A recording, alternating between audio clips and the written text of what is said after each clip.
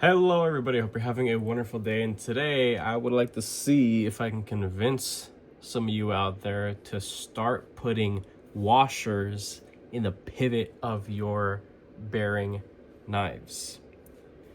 The reason being solidity overall. It completely transforms the overall experience of most knives that I have handled currently or in the past. I have absolutely fallen in love with Skiff Bladeworks product, their Skiff bearings, and their washers as well. I recently made a large purchase off their site, and they blessed me with some extra thick washers. So I went ahead and I installed about 5 or 6 other knives in my collection with thick washers, removing the either stock bearings or previous Skiff bearings and putting washers in. Some of them for testing purposes, others for actual real world preferences. Another major benefit is that when it comes to maintenance on washer knives, bearings cannot compete at all.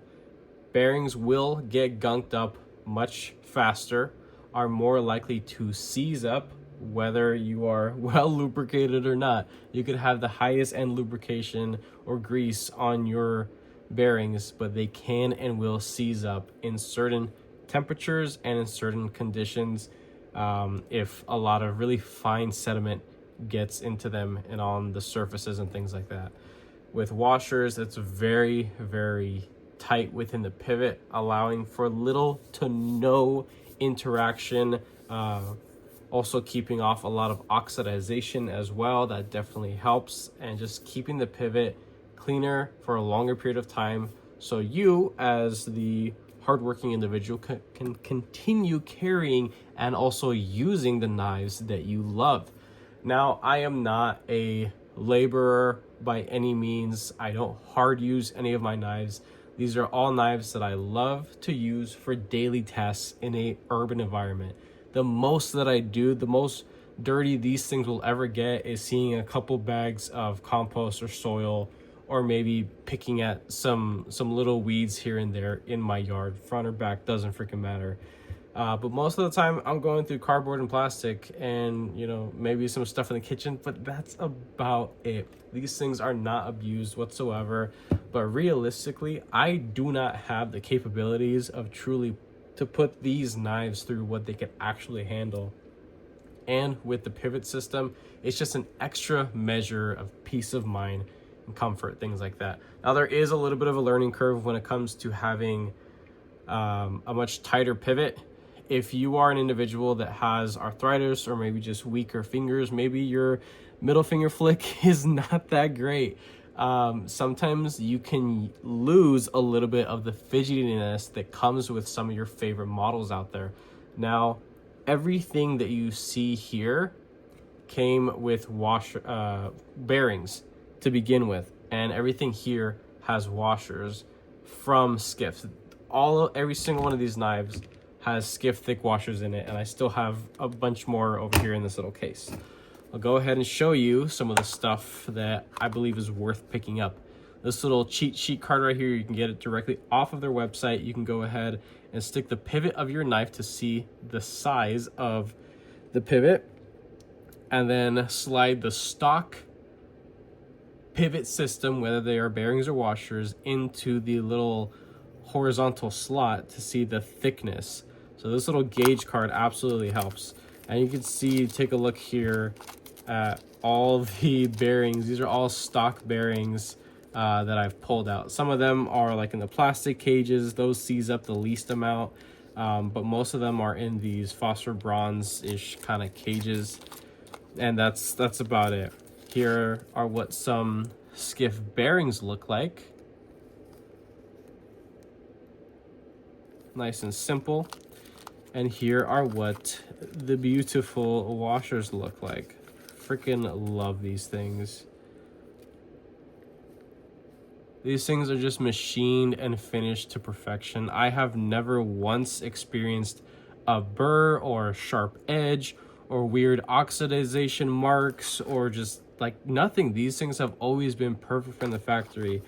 I mean, this one I could see a little bit of like something on there, but when I do a installation, one of the things that I do to kind of prep the surface, I'll take it doesn't really have to be a fancy strop, but I'll just take the washer itself and just scrub it on the strop a little bit, just to remove any sort of just anything that could possibly be on there, to make sure that nice clean surfaces come in contact with each other.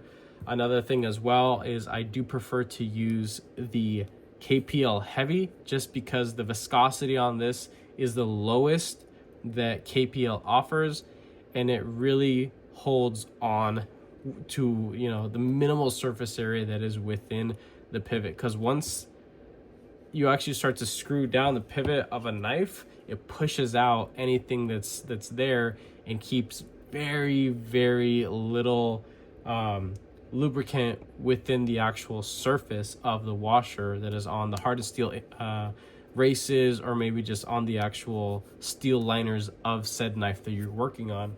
And that's how a lot of these knives are. Only a couple of these have the fancy hardened steel I guess washers to sit on, but I do the same thing with those as well. Is I scrub them on a little strop, wipe them off, because sometimes some buildup can occur over a long period of time. One thing that I have noticed with at least having a looser pivot that has washers. So this is the Kubi Hound, and this is a knife that comes stock with washers. I have not attempted to do anything else with the pivot system because I don't think I'm able to at this moment in time, because they are extremely thin, but I'll see if I can do something with it later on. I'm still curious, but haven't had time to take it apart and mess with this one too much. But to get an action that is enjoyable to me, I have to run this thing a little bit on the looser side. That means that there is a little bit of side to side. It is about the average you will have common with a Benchmade, whether it's the 940 Osborne, you know, really popular one, or the Benchmade series. Even some of the autos as well. I've experienced some Benchmade autos that you know, have the crossbar auto deployment and everything like that, and you have to run them a little bit loose. You can't crank them down all the way. So when it comes to skiffs, I've learned that I can really crank down the pivot all the way on a lot of knives without getting little, you know, really little to no movement within the pivot, and still be super smooth. This CGRB Prado has broken in beautifully, and the wonderful thing about it is that there is the tiniest bit if I really try to mess with it, but for the most part, I mean, this thing isn't going nowhere. And the stock bearings that were in here made this thing feel extremely chintzy. But you could see here, there's not much space between my camera and the rest of these knives here, and I'm not trying to scratch them up, but you could see just how butter smooth this thing is. Now this is a lengthier blade, a little top heavy, right?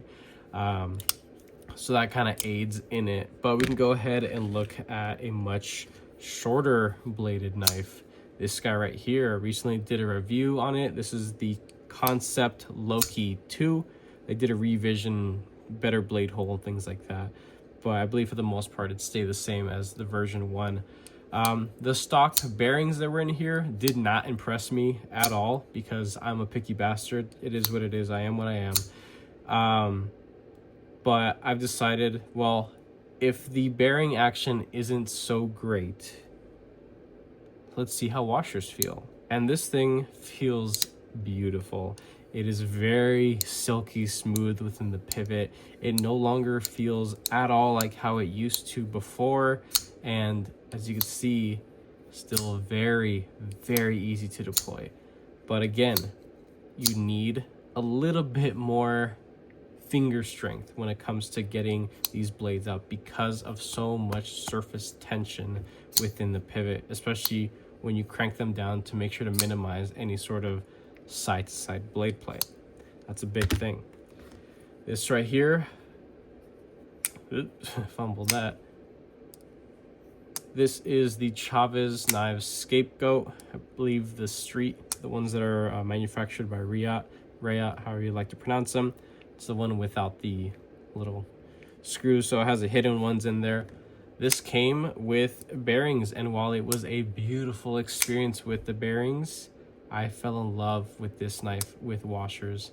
And yes, this currently, again, has washers, and you can see just how freaking ridiculously smooth this thing is. If I had a little bit more room, this thing would drop almost just as fast as with bearings, because this blade does have a little bit of mass to it, but this thing is just butter. Once these things break in, and I know there are plenty of people out there that can back me up in the comment section, if you out there have experienced thick washers and you have broken them in properly, I mean, it's a dream. It's a real freaking treat.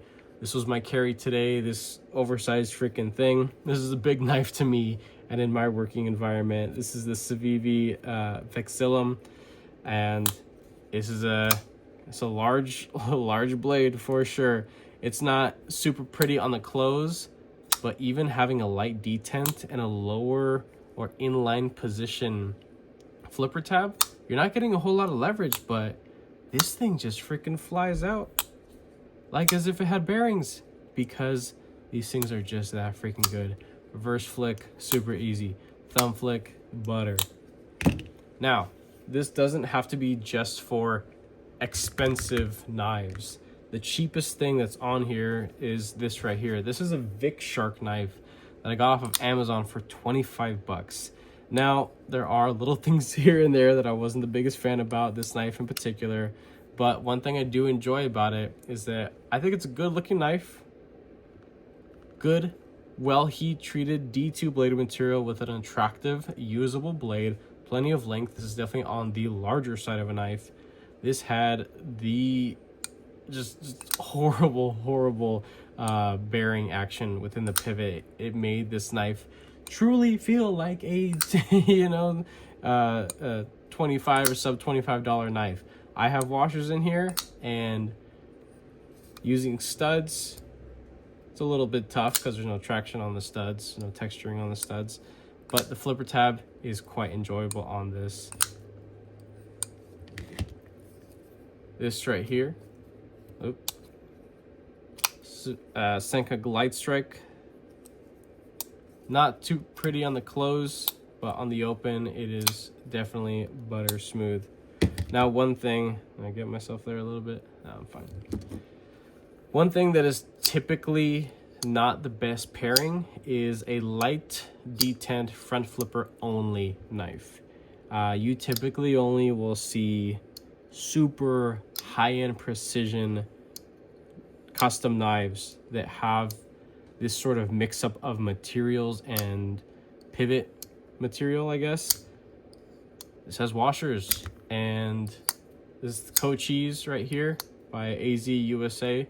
Azusa Blade Works, manufactured by Migron. As you can see, still very easy to deploy. Just a little bit more sluggish on the close, but that's really about it. You can crank down on these things, no up and down, no side to side. It's just solid through and through. I could take this knife and beat the crap out of it, get it nice, dirty, and muddy. Honestly, just like wash it out, spray out with some compressed air, and I'll probably be just good to go. So, another one by Migron Knives for AM8. The Clista right here. This has studs, so it's a little bit more enjoyable than the Cochise there, but the front flip is still very easy to get to, as well as reverse flicking. With washers, there's no sense of sluggishness on the open because these knives are well tuned and everything is nice and clean in the pivot. It's going to stay like that for a long time. Washer action is action that you can absolutely count on. Any little sort of pocket lint will definitely create drag on bearings. And while, again, I do love bearings, I have a butt ton of skiff bearings in here as well. And you know, maybe when I get tired of having some washers in here, I can switch them out for bearings just like that. It's really easy. the Kaiser Coniferous V, did some modifications to it, put in some washers. This thing's a real treat right here. This is a knife that I could definitely put some hard use on for sure, especially having a little bit more meat out to that tip right there. So I know this thing could definitely be able to stand a little bit harder use for sure. And that is really about it for the stuff that I have Skiff branded washers in. I do have 6 other knives out of my collection to share that come with washers already from the factory. My first one, and easily becoming something that sees its way into the pocket quite often. This is the Cold Steel FM1. This thing is just butter in the pivot. It's so loosey-goosey, and you would not be able to tell, but this thing is cranked down. There is little to no movement in this thing. It is pretty freaking solid and an absolute treat for sure. Took a little while to get here from the factory to get to this, nice, silky smooth, broken in experience, but it's just, I love it. I love this freaking thing. Cool Atlas lock on that. Another thing that is very popular for people that enjoy washer action knives, stuff made by Chris Reeve. So I believe everything that they produce has washers in their own particular system. Their washers are shaped a certain way and have holes to like keep out the crud and things like that for a long time. This is a knife that I believe really started me on my obsession with this super silky smooth action. And these knives, they're not really meant to be flicked and fiddled around with. These are supposed to be and marketed as the highest end precision tool, cutting tool that money can afford basically. And this is a quite expensive knife, and it's still a base model variation of it. Not even talking about the blade material or anything, but just the action itself. This thing has broken in beautifully, rock solid side to side, and just drops down to the freaking nail. I was able to get this same exact action with the small as well. So I've done nothing with the lock bar tension. This thing has just broken in naturally through a lot of use and a lot of sore thumbs because of those god-awful studs. But hey, I mean, they still freaking work. I am going to be replacing them pretty soon here, actually, because I still don't like them even now. But hey, I can flick this thing around and not really care because I can do that, right? So super smooth and fluid within the pivot. Some custom American made goodness right here as well. This is definitely an older one, not too old, but this is a Monterey Bay Knives Sea Otter. I wouldn't say a recent production, but it was probably one of the earlier ones made with Magna Cut steel. At this stock thickness, it doesn't really freaking matter, honestly, what this thing is made out of, but it's a nice little cherry on top that it is Magna Cut. You can see the blade steel stamp right in there. This thing's been modified quite a bit by yours truly, at least the anodization. The deep engraving work was made by somebody who no longer does stuff in the community as far as I know. So this thing is quite special to me. The detent is light on this, but it's always been a little treat, honestly. And even with the jimping here, see if I can pop it. My hands are a little cold. Yeah, check that out. And this thing is freaking tight, like tight. There's no, absolutely zero movement side to side, and I can pop this thing like nobody's freaking business. So that's just the quality that you can eventually achieve by putting Skiff products into whatever freaking knife you want, really. Other things that are really common for having washers within the pivot: Spyderco knives. This is the only Spyderco knife that I currently own with washers. I have experienced some Spyderco knives with bearings, like the Smock, for example. That's one of very few with bearings. But yeah, I mean, this thing is just super smooth, easy to work with, really fun and fidgety, finger safe, all the good stuff, checking all the boxes, right? This one, I already showed it off earlier, the Kubi Hound. Kubi doesn't do a lot of stuff with washers. I'm pretty sure this was a special request from the designer himself, most likely Max. There would be really no other reason for Kubi to put washers in a knife like this. At first I was a little confused, but after actually carrying this thing for a bit and using it, putting a sick edge on it, and just going to town on a bunch of cardboard and, you know, little things here and there around the house, I fell in love with this design, truly. And as the action got better and better and better, this does have the coating, and they did a little bit of overspray or overcoating, at least where the surface area is within the pivot. But after all that stuff got scrubbed away and the pivot is fully broken in, this thing is definitely a treat as well. And probably this is pretty much the cheapest knife in my collection that is running on washers. These washers were in the worst, most disgusting shape I have ever seen. But what can you expect for $10? This is a full-size freaking knife right here for $10. Hollow ground, single-sided textured, like meat tenderizer textured stud right there. Solid lockup with a very aggressively textured liner lock right there. Insets full steel, like almost damn near mirror polished liners in there. Little wild for $10. But the washers that were in here, they were all chewed up looking. They had big ass gouges on them. They had a lip. They had like leftover material. They had like a really disgusting tumbling finish on them.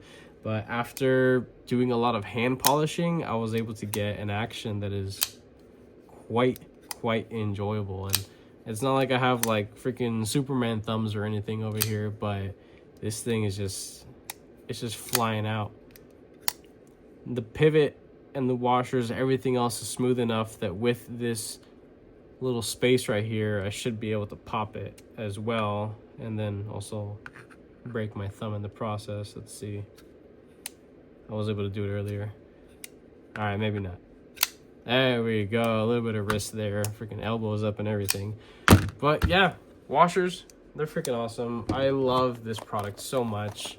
Again, this about 90% of my collection right now is running on washers, and that's how much I enjoy it. I don't have a huge collection by any means, but eventually, as I get other knives, things come and go out of the collection. You know, I have bearings as well to switch out with a lot of the ones that I put washers in already.